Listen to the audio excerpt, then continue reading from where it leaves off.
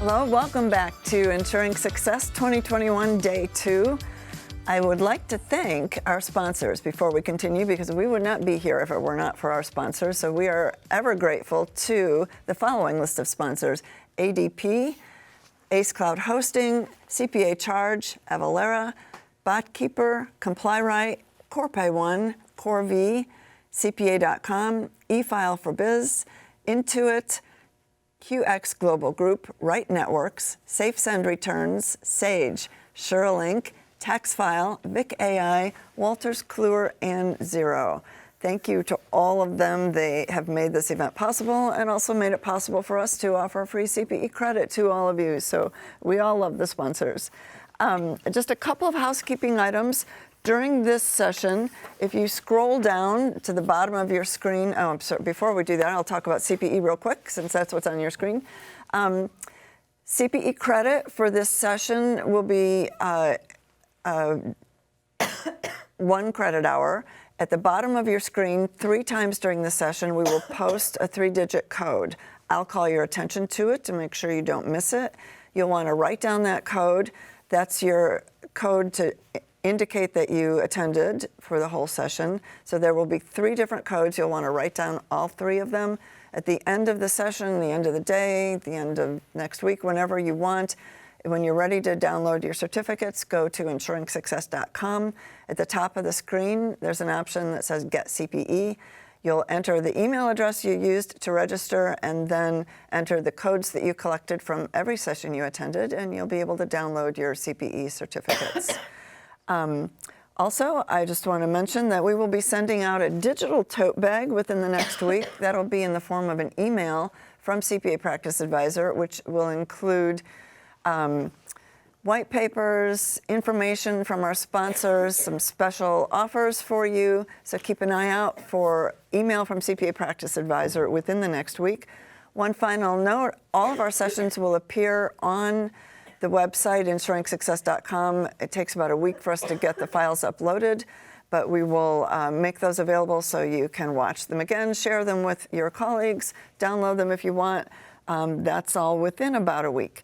So feel free to, and I was going to say, scroll down under the video screen on your monitor right now. You'll see an option for Ask a Question. If you have any questions for our speakers, any questions about Cpe credit or any technical issues, just want to say hello, click the Ask a Question. We're live, getting live feed from those questions here in the studio. So we'll be happy to hear from you and share any questions you might have with our speakers.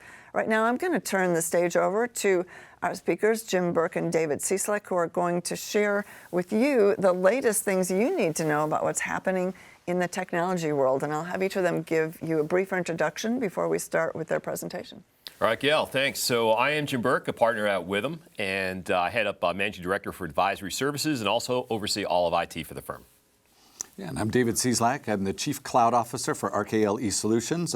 And one of the things I get a chance to do as a part of my job is to share the latest technology throughout the year with many courses, conferences within the profession. So I'm really excited to be doing this presentation today with Jim. I know we get a chance to connect several times throughout the year, and I would just start by saying I don't think there's ever been a more exciting time as it relates to technology in the profession, because it's absolutely transforming what we do, how we do it. Up on screen is something called the Accounting Profession Technology Megatrends. And so this is something CPA.com puts together each and every single year. And it says, this is what's coming. And so we've got some early adopting, some technology that's out, kind of very in the early adopter stage, some that's maybe a little bit more mature. We're not going to go through this whole list, so we're not going to be able to step there. But we are going to talk about, the things that people need to know about the latest technologies, the devices they're working with, and how that really make it real, make it practical. Oh, exactly. I mean, and talk about timely. This was just released in the last couple of days, right? This whole whole megatrends graphic. And what I would do is I would take a look at the graphic. Where do you see your firm? Where are you on this megatrends? What areas are you focusing in right now? Are you looking at digital workplace? Are you looking at RPA solutions? I mean, there's so much is happening in so many of those areas on the megatrends chart. Yeah, but wait. So something happened though on the way to the, yes. On the way to the, to all this great new technology. Next slide, if you would. Something happened. Something big happened. Something big happened. And so we all lived through it. We know 2020. It was a transformative year. I thought this graphic was perfect. The rolls of toilet paper pretty much sum it up. But it really was marked by just dramatic transformation, dramatic digital transformation. Because when you head to your house, all sorts of things change, overnight. And so a few quotes here. Just there's decades where nothing happens, and months where decades happen. And so you just think about everything we've been through and the change. And so it just really was something that again, we all lived through it, but it impacted our plans. So if we could, next slide, Absolutely, Dave. And think about it. As bad as this pandemic has been around the globe and here in the U.S. as well, what really happened, it took a pandemic, I believe, to get our profession to embrace this next level of technology. I saw it within my own firm. For years, we had Skype. We had Skype for Business. We migrated to Teams and Zoom. And I know you are all so sick of Zoom and Teams today. But think about what the pandemic did. We all learned how to use it. Remember last March and last April when it first happened, when we all went remote?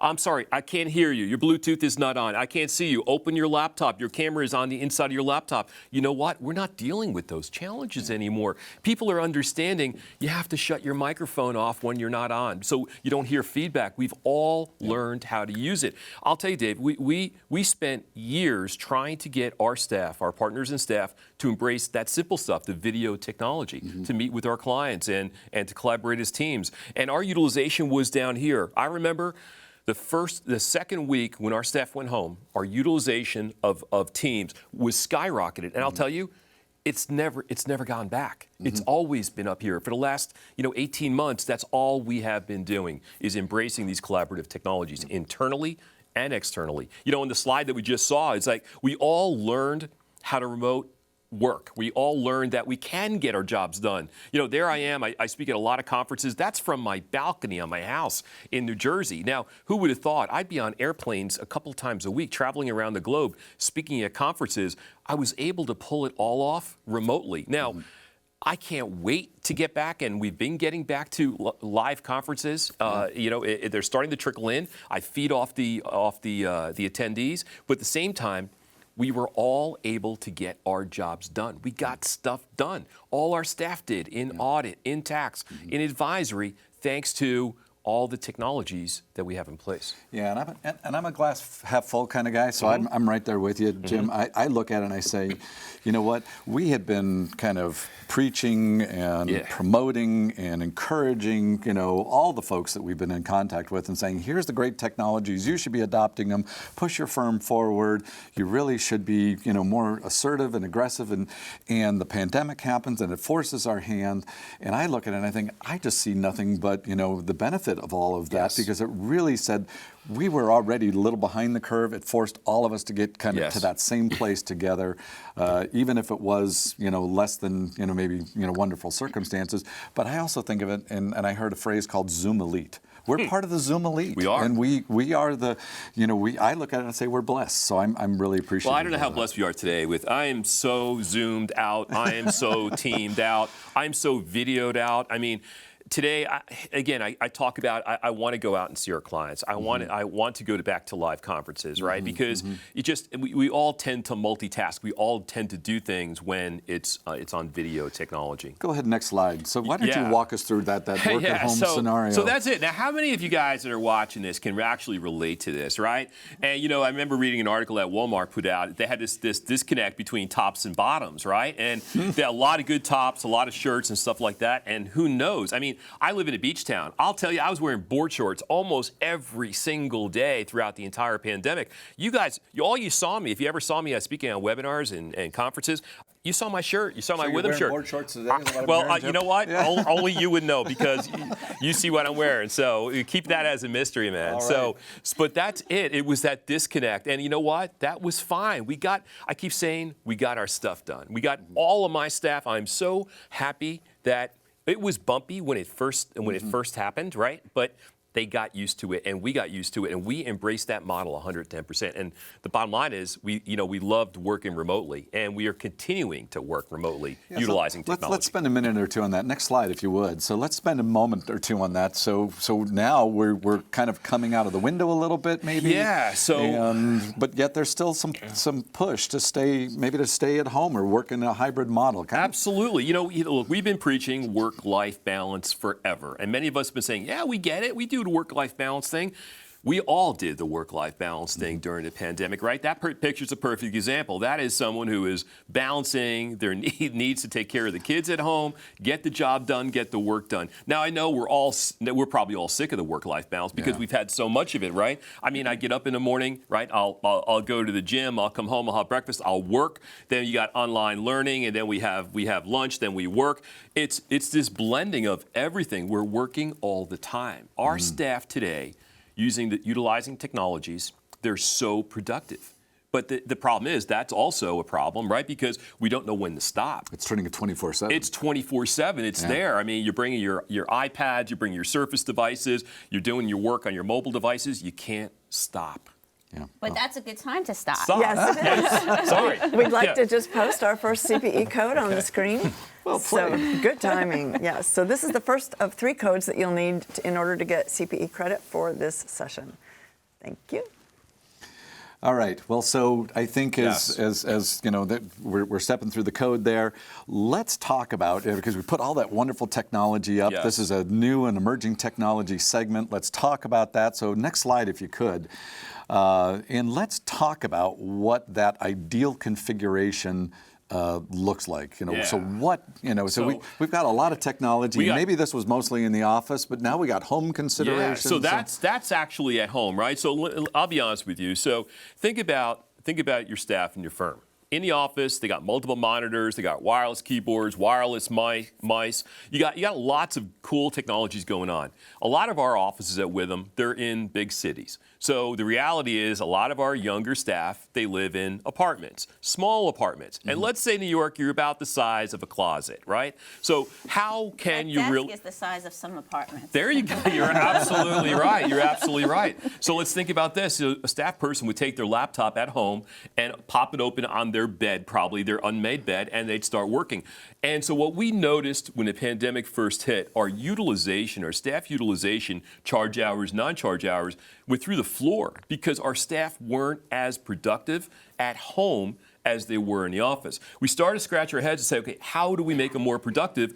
And it was obvious. Our staff started saying, we don't have the same technologies. So we pivoted real quick. We said, you know what? Just go out and buy the technologies. Go out and buy dual monitors. Go out and buy wireless keyboards. Go out and buy whatever technology you need to buy. Put it on your expense report. And I'll tell you, David, what happened is we had a complete transformation. Utilization went up and everything. I was speaking at an AI Cpa conference a few months later. And I'll tell you, I gave this analogy where we went out, we told our staff to go out and buy the equipment. One of the attendees chatted in a question, and they said, what is the expectation that the staff are going to return the equipment to the office when you go back to work? David, that never entered my mind, right? Sure. So this is here to stay. Okay, not that I knew in advance that the pandemic wasn't going away, but I knew once our staff got a taste of working remotely, setting up multiple monitors, keyboards, things like that at home, there's no going back, I've heard this story a number of times, too. I know our firm did it as well. They said, look, we want to equip our end users with the latest and greatest. We recognize a lot of good technology at the office, but a real shortfall as it relates to maybe a home office configuration. Let's just go ahead, and they even sent around an email with the links to some recommended products. So if you needed monitors, mice, keyboards, to get yourself in a workable configuration, because they wanted to do all they could to equip each one of us to be efficient and effective, not just in the office, but now at home, because that was our new scenario. So next slide, because I think most of all, this was everybody's dread, by the way, is they didn't want you to be this guy. Right, you don't want to be this guy. Exactly. Yeah. Again,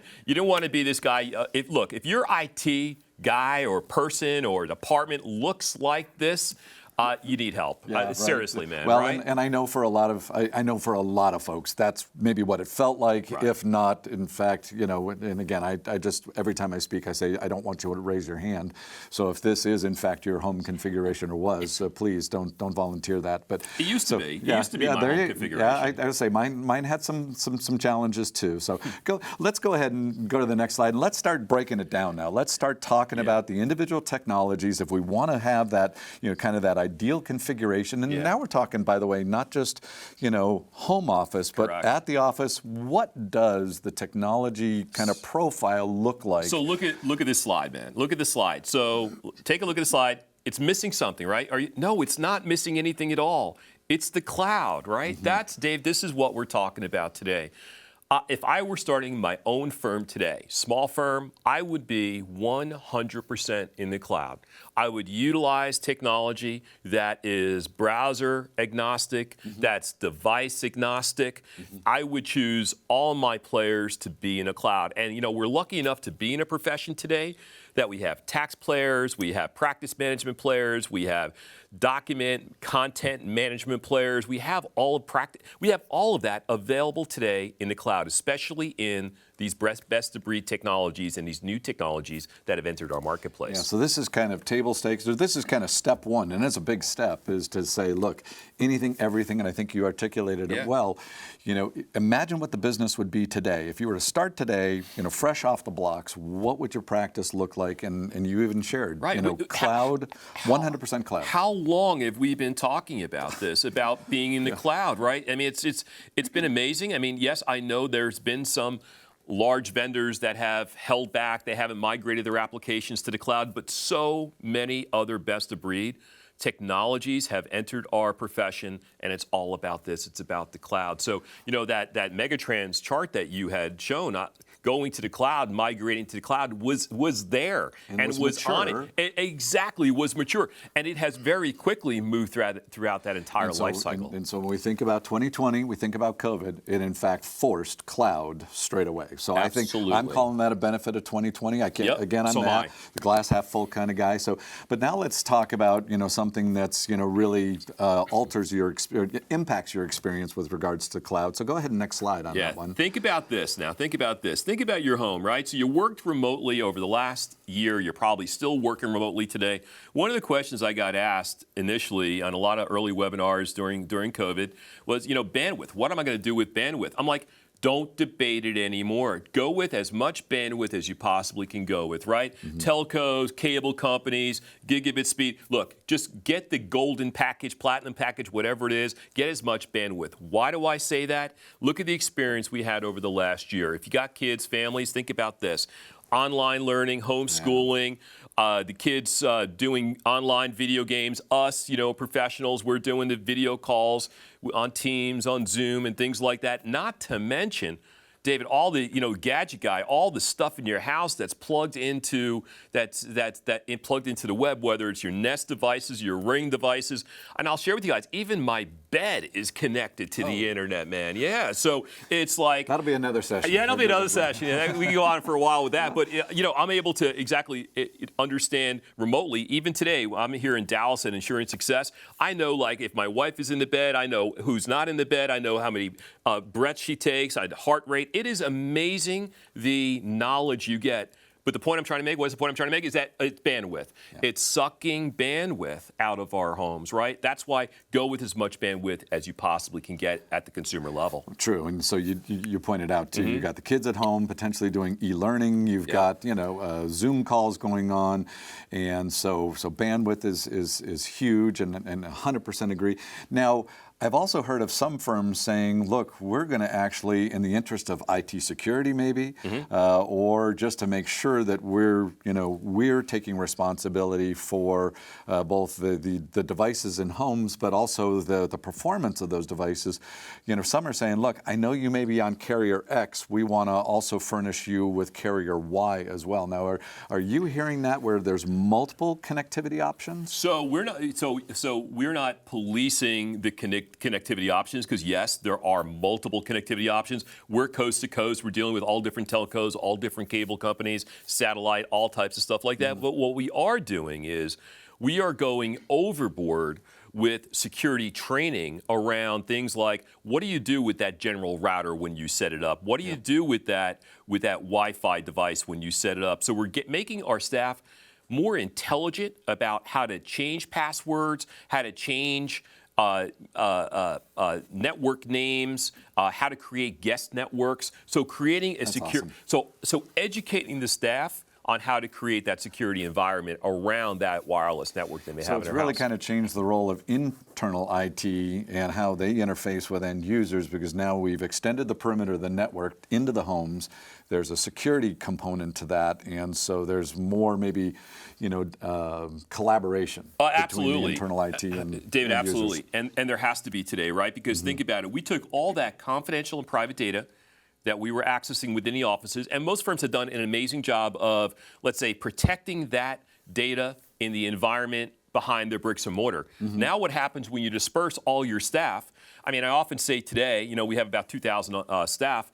We have 2,000 offices today. Yeah. So there's no way an IT group can police all 2,000 offices of the weaknesses, but you want to do best practices. You look at things like VPN. You look at securing it with secure passwords and all types of stuff like that. But it comes down to education and training. Yep. No, and I think that's all good points too. So whether you're a solo practitioner, a small firm, all the way on up through enterprise. I mean, these are the same considerations now. It's had a real kind of unifying effect on all of us, because we all look at that desktop configuration saying, this is my gateway, my portal to the world. Oh, absolutely. And I got to have a good configuration to do my day job. Absolutely. And so many firms, you alluded to it before, have come up with standards, have said, look, go with if you're going to look for a external monitor, look for a 24-inch, look for this, or here is a suggested model. Now, I know, Dave, you're big on the gadgets, you're big on the model, so tell us what you've seen. Yeah, so let's go ahead and next slide, if you could. And so let's kind of break that ideal kind of,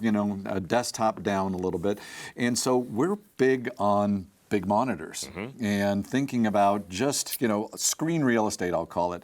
And so I think historically we've said in the case of laptops, desktops, and what's the, the rotation or the replacement cycle time on those, 2 to 3 years at the most, and, maybe even building in some hard end of life on that, saying, look, I know it still works. It's not a question of does the power light still come on, but we recognize there's benefits in newer technology. But a perfect example of something we also want to be very aware of, because it's incredibly impactful, is just screen real estate. And so this notion of having large, wide screens or multiple screens, even as importantly, if not more important. So if you've got an opportunity, maybe something like 2 of these 40-inch monitors, talk about a lot of screen real estate, but think how many, kind of sheets of paper, as it were, different applications can you have open, viewable, accessible at the same time. So we're big fans of, a lot of these larger screens, and they don't have to be on the same replacement cycle as, maybe the laptops and the desktop technology. So these can maybe go a little bit longer. We saw a lot of our team members saying, hey, I'm going to use this as the opportunity to upgrade my desktop configuration from a screen perspective. Right. At the same time, we did exactly that. We told our staff to go out and acquire the monitors and things like that. Well, I'll tell you, when we have 2,000 staff, not everybody's a great apple, right? There's some bad apples in the bunch. And we'd be policing some expense reports.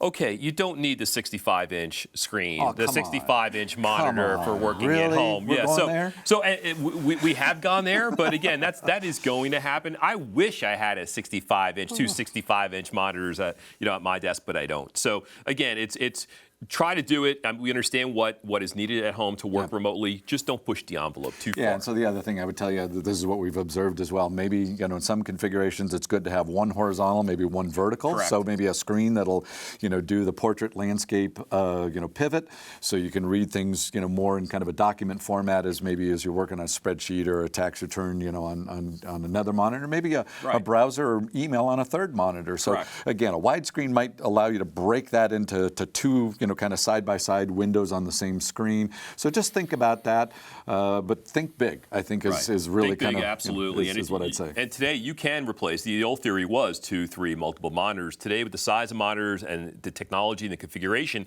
you're able to set everything up on that one monitor. That's what we're seeing too. Quite frankly, as easily as you were splitting it in the past. Yep, And good. we actually have an audience question, and I know you have the answers to this because We do.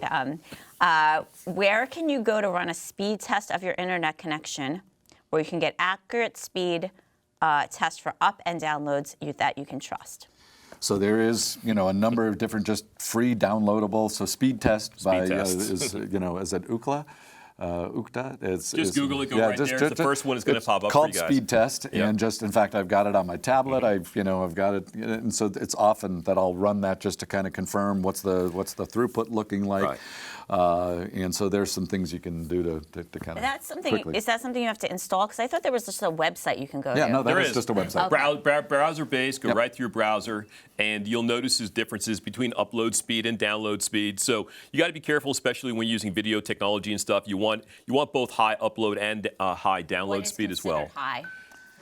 Not for you, but for the normal person. Anything over 100. Yeah. Okay. Yeah, so I would say, if it's less than 100, I'm saying, no. It's going to lag too much. Let's shop around a little bit, because as soon as others are on the network as well, that's going to potentially be problematic. Right, So, especially For when your job, not for like streaming and gaming and all kinds of crazy stuff. Correct, especially when it comes to video technology, sound and things like that. So some degradation is not going to be good, right? You don't need pixelation and things like that. So the higher the bandwidth, generally, you eliminate a lot of issues like that.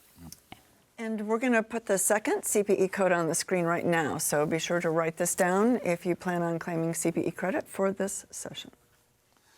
All right, so let's go ahead and continue on. Next slide. So, this is our, as we've learned, everybody's opportunity to become a star. Yeah, right. So become a star. And becoming a star, you want to look good, right? You want high def. And I understand. Or maybe some people don't want high def. No, That's maybe what they we've don't. learned too. Maybe they don't, right? Maybe they don't. So if you don't want high def, just settle for your built-in laptop cameras, right? But again, you want to put your best foot forward, right? You're meeting with prospects, you're bringing in clients, you're meeting with your team members. Nothing wrong with going with an external camera. Today, the external cameras, I had the Logitech model on here. They're so basic, they're so simple, they're so cost effective. And built-in, this one has a built-in mic as well on it. I'm using it all the time, the mic, the monitor. So again, a simple investment under $100 really improves the quality of what you're delivering, your sound, as well as your video. Yeah, and I would tell you too, this is a great camera, but it's also about camera placement. Absolutely. We've all been on that call. Yes. It's like, oh my gosh, You see the forehead? What See the forehead? what am I looking at? You see just from the nose up, or maybe not even that much, or clearly it's maybe it says it's turned on, but I'm not seeing anything. Maybe it's because it's part of their laptop. So I know that in some configurations we're working with, we've actually got stands for the laptops. If you're going to use that built-in camera on the laptop, so it has kind of lifts the laptop up, lifts the camera up, because you don't want the camera looking up at you. You want it pretty much looking you straight in the eye, maybe even down a little bit. Think of that perfect selfie. Yes. You don't take the selfie looking up. You take the selfie just a little bit above your head. That's pretty much where you want your camera as well. And I know for many times our kind of rules of engagement are, when you're the speaker, you're the presenter, your camera's on. When you're not the speaker or the presenter, it's okay to, in fact, it's maybe even preferred to have your camera off so you're not a distraction to others on the call. And so just think about, again, where's the focus of the conversation? Where's the focus of, the dialogue that's going on? Don't be that person, engage in a meaningful way, camera on at the right time, camera off, as well as microphone off at the right time. And I know there's certain folks too, it's like, well, I haven't showered for the last 3 days. I just keep my camera off all the time. It's like, you know what? We're all working here together. We ask people to have their cameras on. We do. Even if you're going to put a ball cap on, I'd still like to see your pearly whites. Same thing. Small investment needed for a device like this, and well worth it. Okay, next slide. And as Hendy did say, Okay. he loves that camera, and he's been using it for years. All right, That's there you fantastic. go. But again, this is part of all of what we've been recommending for a good long while, so it's good to see that, again, the pandemic forced adoption. And again, so one thing about the pandemic, right, is I mentioned that we told staff to go out and buy monitors, go out and buy cameras like this. Well, the one thing we did not anticipate was that whole supply chain disruption. Yes. So we did run into, if you tried buying this camera actually a year ago, you ran into a lot of challenges because they weren't here, they weren't available. So we were searching for other models that were available. Today, thank God, the ships are being unloaded and the supply chain is getting a little bit better, right? So things are getting better with that. So go ahead and next slide if you don't mind. And so lockstep with the camera's lighting. Absolutely. I mean, we need good lighting. And this one drives me a little nuts too, is I'm thinking, man, do you, so there's oftentimes within the software, you have the ability to kind of, raise and lower the contrast, adjust the lighting within the software. But, you really want, some light that's, facing you. Right. And in fact, I know in our house, I've basically told family members, I said, look, if you see that light on, it means I'm in the middle of a Zoom meeting, and it means probably best not to come parading through the room. I am the same, David. Or with some expectation that you're not going to be part of the meeting. I'm the same way. People come into my office and they say, what are all these ring lights? I'm like, no, this is how you present. Exactly. You create an environment with perfect lighting, perfect sound, and perfect video. It is your opportunity to be a star. And again, so next slide on this one, all of this really is to support, these two. This is it. Amazing. Right? Basis, we went to the cloud, and this is what drove us. We learned how to do audits, reviews, and compilations remotely last year. I mean, I was talking earlier, we have a SOC practice, and who would have thought? We used to do walkthroughs on a SOC practice, SOC 1, SOC 2, SOC 3s. We did our entire SOC year. Every single engagement was done remotely last year. There was no need. And who would have thought we'd have the ability to do it? Auditors learned how to audit remotely. They learned that they could do inventory observations remotely. We put up Zoom, we put up Teams because you all understood, and you still understand this is the video technology that's here. It's here to stay. It's not going away. It's how we're going to collaborate with our team members, how we're going to collaborate with our clients and prospects. And how many of us last year? I mean, we brought in business as a result of utilizing video technology like this. Well, or how many even conducted family dinners? Yes, it's just absolutely. like, goodness, it's like, well, we hadn't seen our kids in a little while. They're launched and out of the house. It's although it was a challenge, like with my mom and dad. My mom is 80, my dad is almost 80, and not to say that older people are more challenged with technology, but it was a little bit of a challenge getting my mom and dad on with my kids and everything, and seeing my dad's ear or his forehead or things like that. But we're getting much better at it, though, right? But I'm the glass half full guy. I'm just going for the win on this one and saying, look, I'm glad. Yes.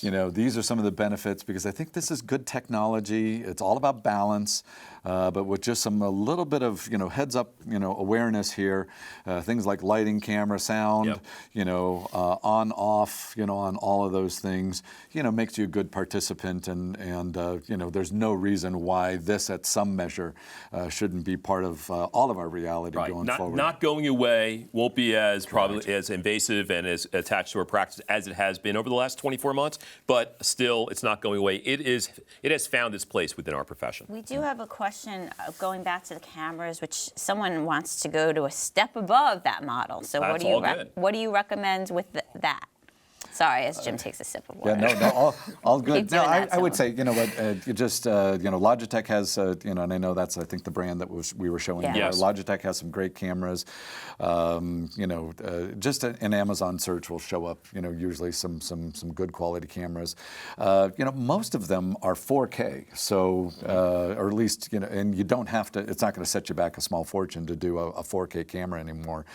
So I would say, if you're really looking for some great resolution, anything that's that kind of camera is going to be fine. Again, the point here, you don't need to spend a lot of money to have that great resolution from 1080. I mean, and up. It's amazing the quality enhancements above the standard built-in cameras in either your laptops, your Surface devices, things like that. All right, so you actually are now touching on a good point. I think that helps transition this. Yep. So some of the other technologies, if we're going out, it is time for us to buy a new laptop, a new desktop. Let's just stick with laptops because I think you and I are both of the same mind that, it's probably an exception that we would buy a desktop computer for someone anymore. It's pretty much laptops for everyone.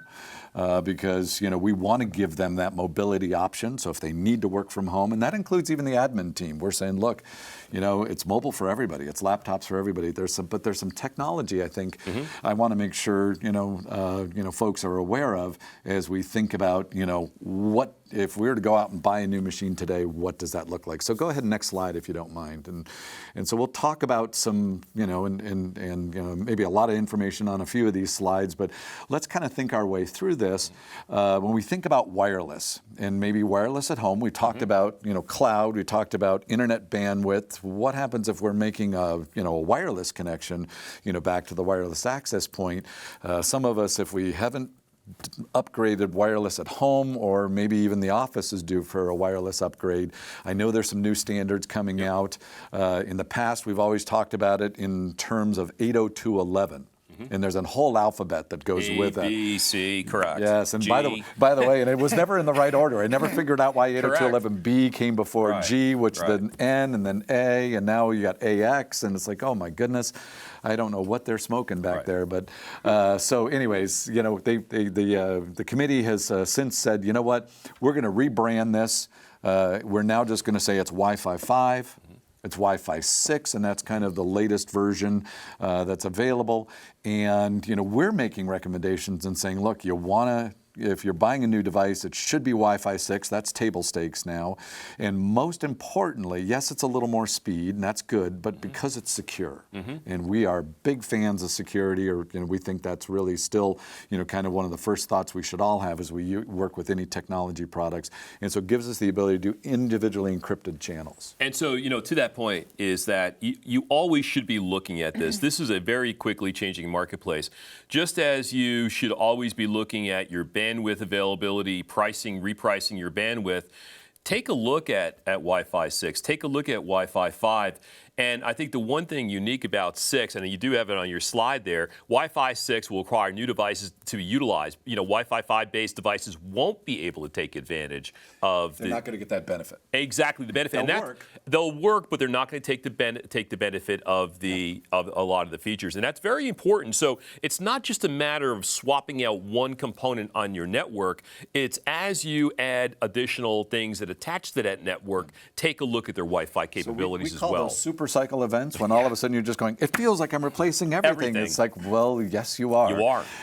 But again, this comes back to, technology's moving so fast, and I know we're all concerned about pace of change, but so go ahead and do those hard end of lives because there are good reasons to make these upgrades. Next slide, if you don't mind, because and on that, and not to dwell on this, is that those things that you're attaching every single day, those things that you need that high bandwidth on, your devices, whether you're going to talk about Chromebooks in a few minutes, and your laptops. I mean, those are devices. As you replace them, look for that. I understand you have other devices in your home. You may have Ring devices. You may have Nest devices.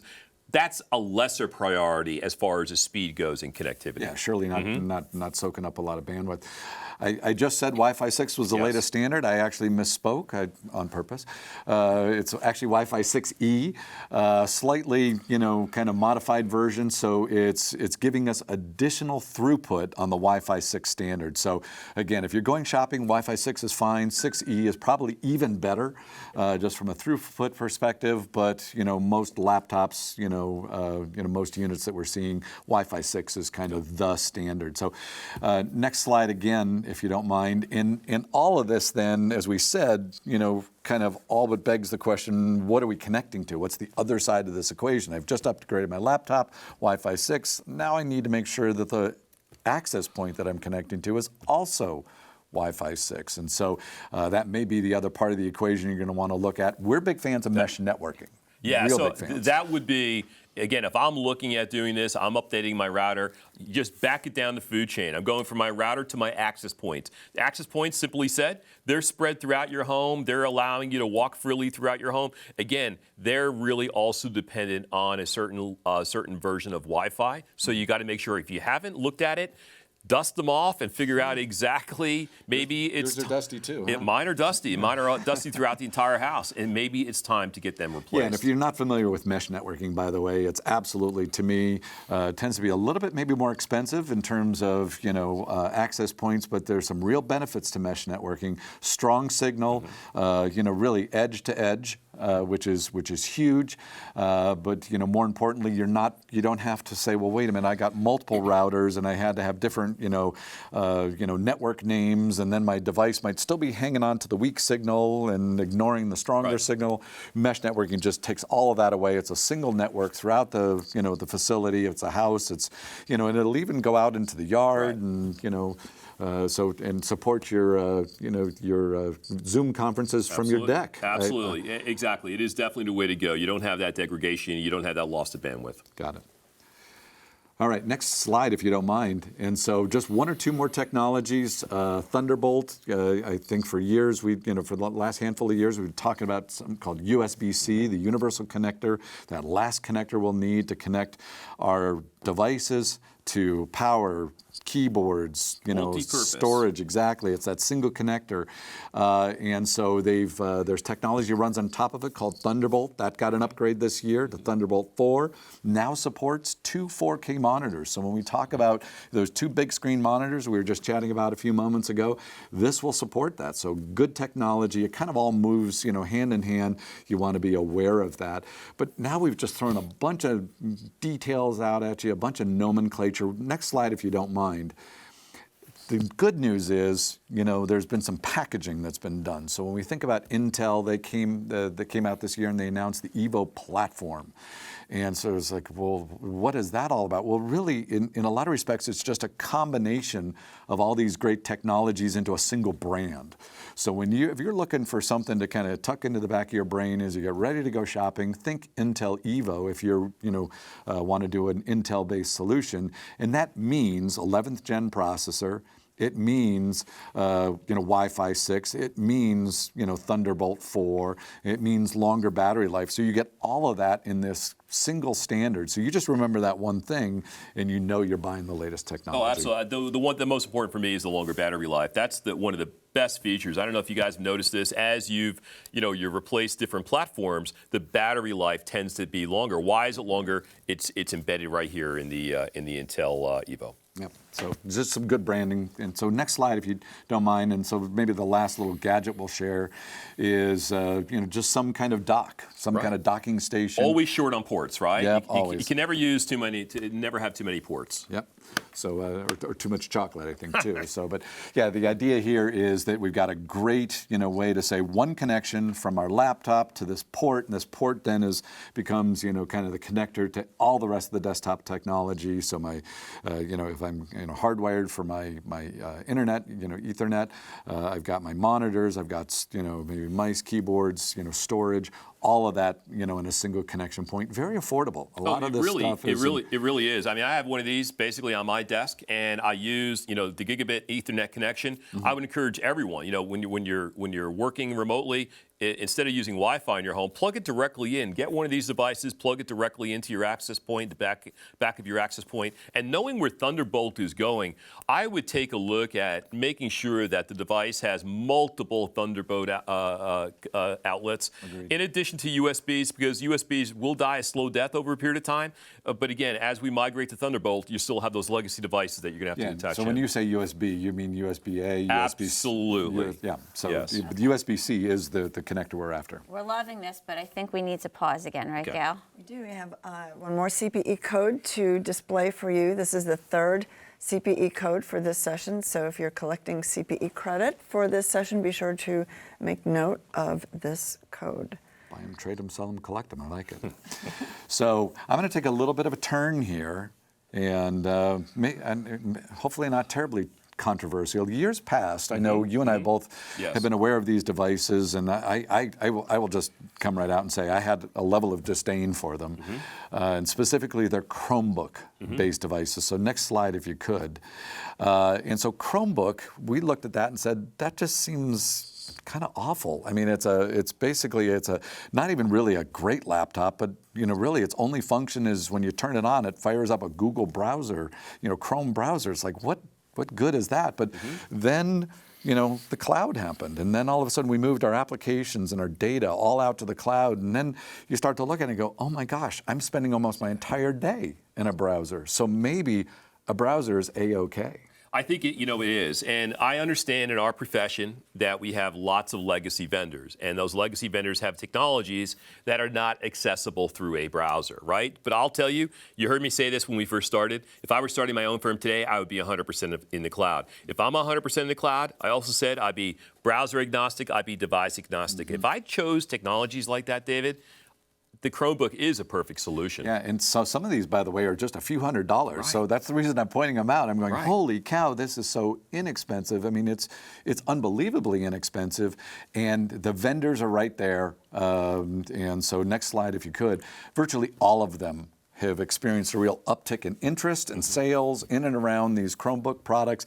I'm not saying it's the only way to go, but I am saying don't eliminate it from the conversation anymore. It may be reasonable depending on your level of cloud adoption. Absolutely, and today firms are different. We have some people doing tax, we have some people doing audit, and then the larger you get, all the other things that are going on in advisory. This could be a perfect device for select employees within the organization. Yep. So one more piece of technology I want to spend a moment or two on. Next slide, if you don't mind. And this is one where maybe we're not seeing it on laptops or that ideal desktop configuration yet, but we are seeing it on the smart mobile devices. Yes. So we think about phones, we think about tablets, we think about, maybe even some of the IoT devices, and that's 5G. Right. And 5G, I think, is for most folks, we look at it and go, I don't get it. It's kind of a non-event, and as much as anything, I'm looking at it going, if this is all there is to 5G, I think I've been duped. Right. And so 5G, next slide if you don't mind, it's important to understand that 5G will be dramatic. Is it dramatic today? Well, for most of us, the way we experience it is an upgraded phone. And unless you're downloading, pretty massive videos or have some pretty stout throughput requirements in terms of a smart mobile device, you're looking at it again and saying, I'm not really all that impressed, or it's not terribly important in my world. Right. Well, I'll tell you. So a lot of our staff being remote, a lot of what they're doing today is pretty much on their mobile devices, utilizing video technology, whether it's Teams, whether it's Zoom. You're sucking more bandwidth. You're looking at things like that. If you're in environments, if you're in major cities that have adopted this, that have a good 5G network, you're recognizing the benefits of that, especially on that video technology and all of that. So, yes, I know we're all not there yet. We're not seeing the benefits, and you're right. We get the benefits of it as we buy the new models of phones, buy the new iPhones and things like that. So, and I would tell you, I think 5G ultimately will be remarkable. It will be transformative. I think, we're aware of it now because that's all the advertising is in and around 5G, but it's all, and I would agree that it's not terribly remarkable as it relates to a phone or maybe even a tablet, but at some point, given the throughput, given the almost instantaneous response time, the 1 millisecond latency, it will become the connectivity standard of choice for everything. And when I say everything, smart mobile devices, laptops, it may even eliminate hardwired connections that today you think about. We talked about cloud and bringing in all this great throughput. 5G has an opportunity to even operate faster than cabled or hardwired connections. So again, I look at 5G and I'm going, I can't wait for some of the better kind of, the more of that ecosystem to roll out. I'm looking forward to those days. Just as today we're looking at Wi-Fi speeds, Wi-Fi flavors, and things like that, looking at our connectivity or devices. Now, finally, that 5G space will eventually be there. Yeah, and so I do. I look at and I think about some of the use cases for 5G. Going forward, I think about autonomous driving. I think that's going to actually come to fruition once 5G is available. Today, we leave it up to the automobile to kind of not hit the car in front of us or not bump the ones on either side. So stay in the lane, stop at a stop, or stop when the person in front of me stops.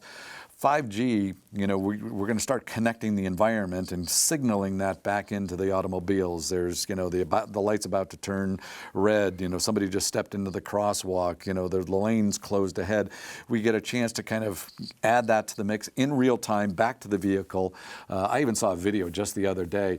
It was somebody was doing surgery on a banana, wildest thing, and it literally was to demonstrate 5G. And so you had a surgeon, basically in another town over, operating, a robotic surgical device, and he was peeling a banana, and he was able to do that because he had that fast speed, low latency 5G, and I thought, what a great demonstration. But I don't think we're going to use it to peel bananas, but to demonstrate how that's another use case, surgery, into remote locations. And the doctor doesn't even need to fly in. Yeah. So many great technologies that we all should be taking advantage of in our profession today. Yeah. You heard today about the hardware, about the applications, about where Wi-Fi is going, and Dave wrapping it up with 5G. It's just embrace it, right? In a profession, embrace change, embrace these new technologies because they are rocking our profession.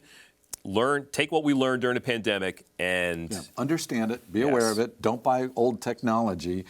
As you are buying new devices, make sure that you're doing it with an eye toward, what's next, and what new use cases are potentially am I unlocking as a result of using some of this great technology. So as I said, I'm a glass half full kind of guy. Next slide if you don't mind. We've spent now all this time talking about, kind of the ideal configuration, the perfect desktop. What's that technology look like? As I said, I'm the glass half full kind of guy. I think about all the great things that came out of, pushing everybody to work at home, all the adoption that happened, and it was good adoption, and we learned a lot. So I just think that, we've got a lot of exciting times ahead because there's still some incredible technology coming. Agreed.